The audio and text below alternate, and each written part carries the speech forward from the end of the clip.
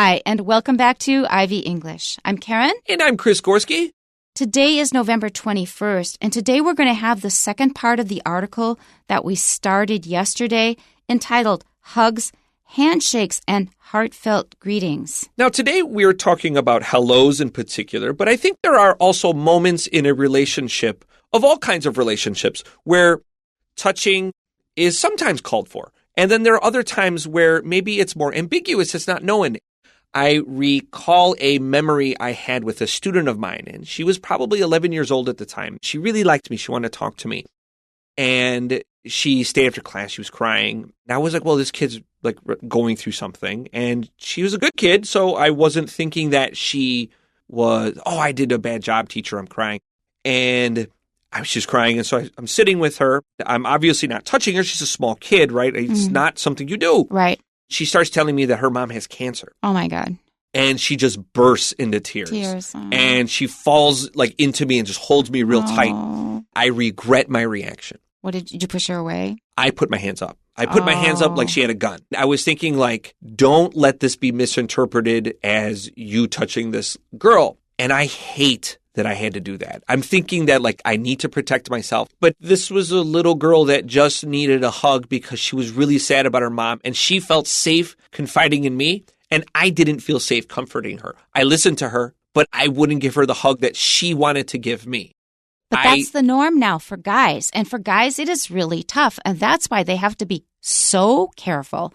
They have to make sure that they leave their office door open if a student comes in to talk. Guys really, really have to be careful. I was exceptionally careful. I hate and regret that I didn't give her the hug. But I mean, I was in a moment and I made a decision.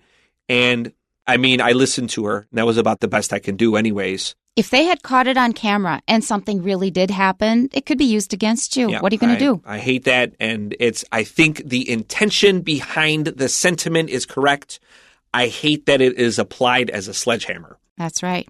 That's the way we are now with political correctness and Me Too and all kinds of other stuff going on. Okay, so why don't we just jump into our article? We discussed it pretty much yesterday. We're going to be continuing from where we left off then. Greeting other people can be much more than a reflexive action. A friendly greeting can open doors to all sorts of new experiences. There is even an international holiday to celebrate the power of saying hi, World Hello Day. It might sound like an odd basis for a holiday, but the story behind World Hello Day is quite inspiring. World Hello Day originated in 1973 following the Yom Kippur War between Israel and several Arab states. At that time, people were fearful that war would break out again in the region. With this concern in mind, two American brothers, Brian and Michael McCormick, sought to promote peace and improve communication between countries. They thought that a day just for saying hello and sending happy greetings was exactly what the world needed. Together, they sent over 1,300 letters to government officials all over the world in 7 different languages. The letters advocated for the establishment of World Hello Day to be held every year on November 21st. The brothers also urged governments to use dialogue rather than force to resolve international conflicts. Their efforts turned out successful, and in 1974, 15 countries offered their support for the idea. Since then, 180 countries have joined the celebration by exchanging warm greetings with their neighbors. Celebrating World Hello Day is quite straightforward. Just make an effort to greet people, especially strangers, throughout the day. Try striking up a conversation and making new friends. If you have the opportunity, try greeting people in a foreign language. Remember, communication can open doors, build bridges, and make the world a friendlier place. Now, what just went through my head as you were reading that was I feel maybe about this the same way I feel about Mother's Day and Father's Day and all of those. I don't want just one day where you give me a bunch of carnations. Be good kids the whole year round. I always love you. You know, mothers are mothers the whole year round. It's not something that you should just pay attention to one day of the year. And I had an experience very recently that I thought of when you were reading. And that was, I just went out I was sightseeing. There's places in Taiwan I haven't seen, in Taipei that I haven't visited before. So I made a day of it. I really had a nice day visiting a place I'd never visited before. It was wonderful. And I remembered that there was a certain place that had shrimp rolls. And I thought, I'm going to find that place with shrimp rolls. And I'm going to, because they didn't have them available last time. So I went there and asked this time, and they had them. Actually, I'd asked at the wrong restaurant. They sent me to the right one. And so I got in there, got my shrimp rolls, sat down at a table for two, and was eating.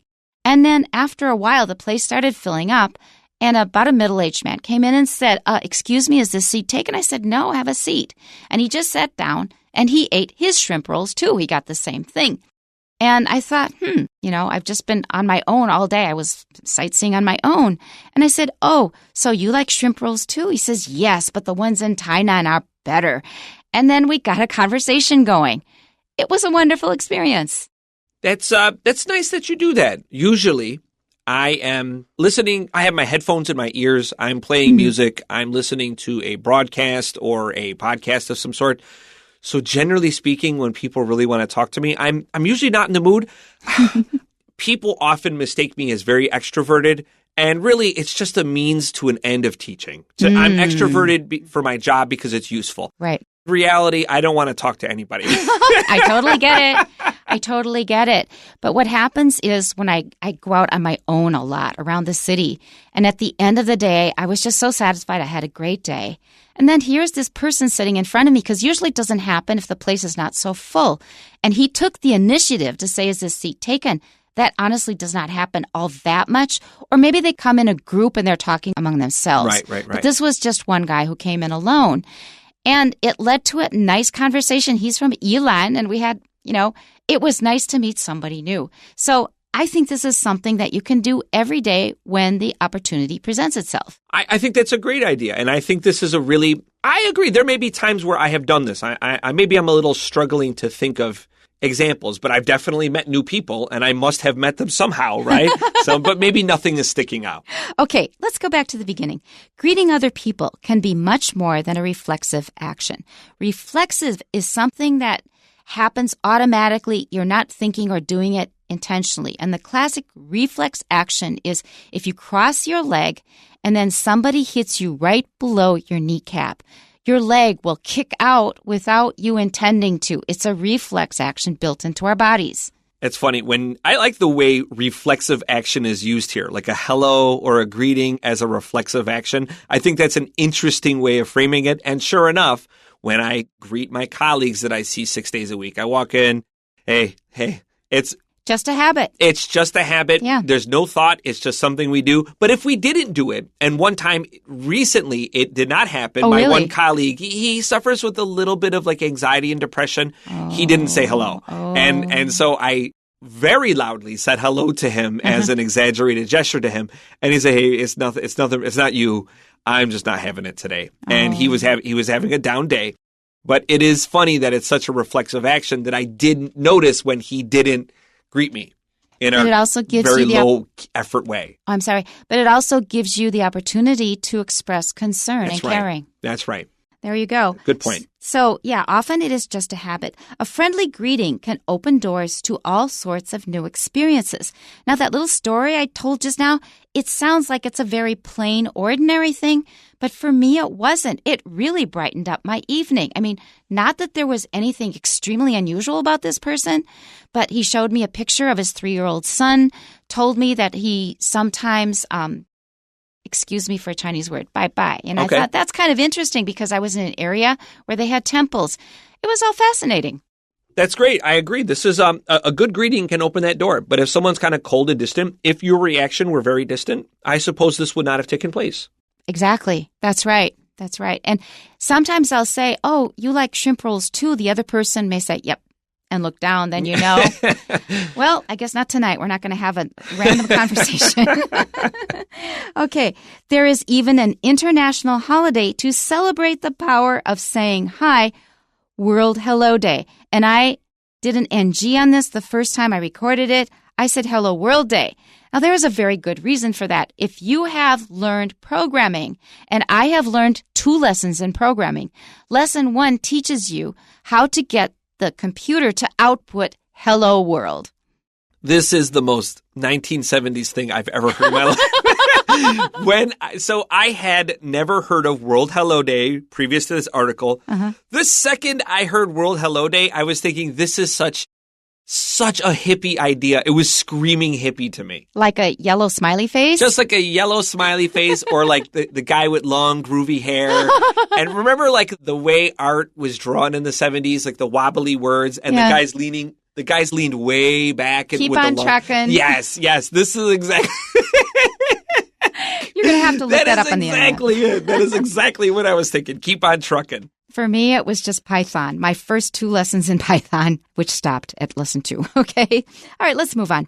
It might sound like an odd basis for a holiday, but the story behind World Hello Day is quite inspiring. Okay, so we're going to go on and find out how the heck this came about. Okay, paragraph 2. World Hello Day originated in 1973. There it is. Keep on trucking, baby. Following the Yom Kippur War, let me say this again. Yom Kippur War between Israel and several Arab states. Sorry, I'm having too much fun with this idea. This guy is just trucking along. Oh, boy. Okay, so now we know the period. It is exactly the time that Chris was thinking about. And this is a really interesting idea. We just had a war, and this is a really negative and terrible experience. People have died. People are losing their homes. And now we have someone saying World Hello Day. These are kind of conflicting ideas. Interesting. Let's learn more. Yeah, it wasn't actually just Israel and the Arab states, because you must know that we've talked about very, very sensitive things in American society and politics. Number 1 is race. Man, you talk about race, touchy subject. You can talk about it, but be ready, it's touchy. Another one is being Jewish and the state of Israel. That's another really touchy one. And if you touch on that with a Jewish person, you're going to get a whole bunch of different possible responses. Most of them are touchy. Yeah, especially with age. It's a third rail. I agree. It's a touchy one. I agree. All right, let's continue. At the time, people were fearful that war would break out again in the region. And I remember that feeling, and it's still going on. It's not like it ever stopped. It has not been resolved. With this concern in mind, 2 American brothers, Brian and Michael McCormick, sought to promote peace and improve communication between countries. Now, when I saw those names, I thought, number 1, I guess they're of Irish descent. I have a friend whose last name is McCormick. And the second thing I thought of was spices, because there's a very popular brand of spices named McCormick. That's right. In fact, Western supermarkets, you could buy spices very readily in Taiwanese supermarkets. If you go to a Western supermarket, there's a very high likelihood you'll see the McCormick brand. It's a very big company, but it's just spices. You'll pay more for the Western ones, and for they're sure, though. Actually usually not that fresh. If you want fresh spices, you may want to go to an Indian store. I just thought I wish I could see what Brian and Michael McCormick looked like in 1973 while proposing the World Hello Day. I could see them. Just try it out on Google Images. You might be able to see a picture. Okay, so this is really something that they see this awful thing happening. Sometimes you think that I am just an individual, I can do nothing. And I have that feeling of helplessness every time I listen to the news. So I have started not listening to the news. I will get the headlines and that's it. Otherwise, it will just pull me down. You think, what can I do about it? Well, they tried to do something about it. Yeah, to promote peace and encourage communication between countries, what do we need to do? We need to just establish ties. This is an interesting idea. Let's continue here. They thought that a day just for saying hello and sending happy greetings was exactly what the world needed. Now, this brings another thing to mind, that in Times Square or other places in New York City, you will sometimes see a man with a big sign on him that says free hugs. And they have often videos of people's reactions to him. A lot of people ignore him. They keep walking by. They'll look at him, be a little suspicious, walk on by. But you'll also see videos of people, just very ordinary people in all sizes, people of all ages, going up. He gives them a sincere hug. She says, I really, really needed that. I always hug the free hug guy. You do? Yeah, I've seen them in several places across the world. They've been around for a while. I always hug the free hug guy. I was with my wife one time, and there were some, I don't know, there were adult women. They had a free hug sign. I gave them a hug. Not an inappropriate hug. Yeah. My wife had never heard of Free Hug Day, and she was very cross with me. And I had to explain to her. I was like, this is just like a free hug thing. And it's almost like a street musician. It's a reflexive action for me. I don't care how bad you are. I'm putting money in your bucket, and the free hug guy is getting a free hug from me. You're giving free hugs. I'm taking them, but I'm also giving you one too. My wife didn't appreciate this, but yeah, so World Hello Day I laugh at, but I embrace the free hug. I am a hypocrite. Yeah, and some of those videos were really moving because it was people who had probably just undergone trauma. And the one thing they needed was human connection, and this guy provided it. Yeah, I just like the experiment of free hugs. I liked that idea, and I wanted to embrace that. Yeah. Very good. Okay, so let's continue. Together, they sent over 1,300 letters to government officials all over the world in 7 different languages. So they're taking action. They're writing directly to governments. Now, I have worked for both governments that I've been involved with, for the U.S. government and for the Taiwan government. And I can tell you that governments normally just want to keep things as they are. They want to maintain the status quo. If somebody wants to suggest something new, your chances of success may not be very high. But looking at it from the other side, what do you have to lose? Okay, so they didn't say yes. What did you lose? You just tried. You just lost time writing a letter. Yeah, I agree with that. I think that's a good idea. And you really never know what will take off. I've engaged in several fruitless efforts. I can't say I regret many of them. Mm-hmm. I can't think of a time where I said, boy, I really should not have wasted my time doing that for something I cared about. That's right. The letters advocated for the establishment of World Hello Day to be held every year on November 21st. That's pretty straightforward. The brothers also urged governments to use dialogue rather than force to resolve international conflicts. Now, this idea has been around since forever. It happens among animals too, but among humans, it's always been there because we've always been fighting. Their efforts turned out successful, and in 1974, 15 countries offered their support for the idea. That's amazing. It worked. Since then, 180 countries have joined the celebration by exchanging warm greetings with their neighbors. So it caught on. The phrase use dialogue here is often fit into a political context. It's not, generally we don't talk about using dialogue in a normal context. This is usually kind of high-level talks between governments, although you will hear that second term I just slipped in, talks. Not a talk, not to talk, but talks, as a means of kind of discussing our current situation, our current difficulties that we want to resolve. They will use dialogue or have talks. I remember during the Clinton administration, there were so many talks and dialogues between, who were they? Netanyahu and someone else, I think. I remember the peace talks with Vietnam. Yeah. That was really something. I remember seeing it on TV. But yes, to use dialogue implies that you were using something else. Maybe you were using bad words or violence. Okay, on to the last paragraph. Celebrating World Hello Day is quite straightforward. So it's very easy to do. Right, let's find out how to do it. Just make an effort to greet people, especially strangers, throughout the day. Now, that's something that I don't always do, but I do it sometimes. It depends on the situation. Sometimes a person walks by me, and I always say to the woman, says, wow, that's a really pretty dress. And she'll go, thank you. And that was a sweet little interaction out of nowhere. So sometimes I'll do stuff like that. Sometimes I do this too, sometimes. But again, it's with who is important. That's right. As a male, it can come off very cross. That's right. It's different. But you can frame it if I do, because I appreciate art and color and these kind of things. I will say someone this is really lovely. And, I'll be very clear. I hope that's not inappropriate. I'm just saying this is very nice. That's right. Yeah. For women, I think that's meaningful to people when they hear that. I think so. That's right. Let me ask you about Minnesota. So when you're walking down the streets wherever, will you kind of engage people's eyes and give them the nod and say hello? Yes. You've heard of Minnesota Nice? Yeah. We're known as a friendly state, although there's also a passive-aggressive side to it. In general, Minnesota is really a friendly state. So growing up in Minnesota, I went to Germany, and I'd also visited Mexico, which is very friendly. I went to Germany. I was walking down the street, saw an older woman coming toward me, and I said, Guten Morgen.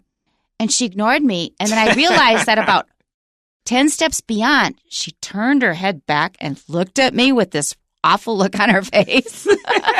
So Germany, it didn't work, not Northern Germany. We do this in Buffalo as well. Mm-hmm. You're walking, you'll make eye contact, give them the nod. Yeah. How you nod is important. How many nods, nod up, nod down, these all matter.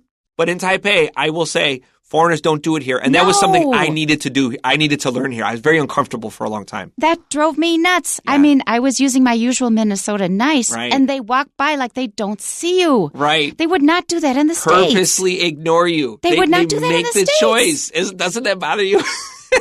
I'm okay with it now. Okay. But if I notice someone make eye contact with me, I will make the eye contact and give them the nod. I don't say the hello because my headphones, but I'll give them the nod. There was one time that really made me smile because I did it anyway, and I still gave them the smile and the nod.